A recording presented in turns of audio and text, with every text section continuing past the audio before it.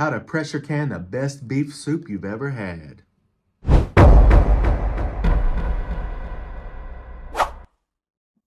Put your ingredients in a bowl and mix them up. Green beans, carrots, potatoes, celery, onions, corn, garlic, cannelli beans. Got some stew beef here. I went ahead and cooked it first.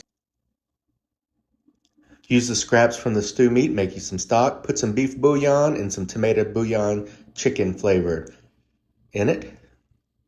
It's delicious. Put everything in even number of scoops. Leave about an inch of headspace in the top. Make sure you clean the rim of your lids real good with some white vinegar. This is very important. Now when you put the lids and the rings on, finger tight, not hand tight. You want to be able to take them off easily. Put them down in your pressure canner. About 3 or 4 inches of water is good. That's all you need. Put a little white vinegar in there to protect your pot. I have one of these Tefals here. Just turn it on high. Once the little safety thing pops up, let it steam for about 10 minutes. You're going to hear it venting off for 10 minutes. When that's finished, put it on the number. According to the manufacturer's instructions, my number is 2. Once it gets up to 2, turn the heat down to 4. Well, that's what I do on my stove anyways.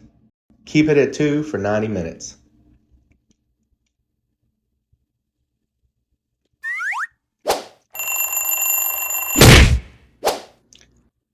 Take it off the heat and let it stop boiling. Whenever it stops boiling, open the vent, make sure there's no more steam coming out. Open it up. There shouldn't be any steam at this point, but there might be a little bit.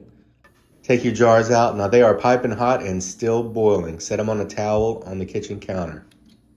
Yeah, look at that. Still boiling. Don't touch them. Let them set for 12 to 24 hours before you take the rings off. Yep, they should come off easily like that. Go ahead and date it. And boom, there you go.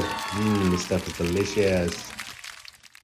I've done this a couple of times. The first time I did it, I used more liquid, as you can see right here. So there's more broth in this one. And this time I used more like ingredients because I was like, wait a minute, why am I pressure canning all this broth? The ingredients is what I want. I can always add broth to that later. You know what I mean? Like when I'm going to eat this, I can just dump this in a pot and add a couple of quarts of beef stock or something to it and stretch it out for everybody. So I've kind of done it 2 different ways here.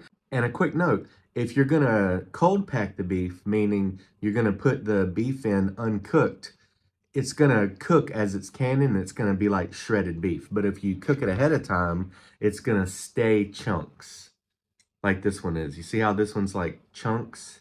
If you cook this ahead of time, so if you, yeah, there you go. So it'll hold, the beef will hold its shape if you cook it ahead of time. But if you put it in raw, it's not gonna hold its shape. It's just gonna be like shredded beef, which is fine. And this doesn't look, I mean, it looks, I promise you this is freaking delicious. But another note, watch the amount of salt you put in this. Pressure canning it somehow. I don't know if it brings out the salt more or makes it more salty, but I would recommend just a little bit of salt in your mixture and then, you know, salt it to taste when you're eating it. But yeah, so this is something really good that you can do to store long term. These are going to store on my shelf for years and I absolutely love it. I've actually been eating this. This is one of the things that my body's craving right now, so I'm eating a buttload of it. But you know, this is just part of my prepping journey. So pressure canning beef soup, it's a really easy thing to do. It's something that you can do right now to help you prepare for hard times, or if you're a prepper, it's something good to have on your shelf. Thanks for watching, and remember, if you can't do it yourself, do it with Chomp.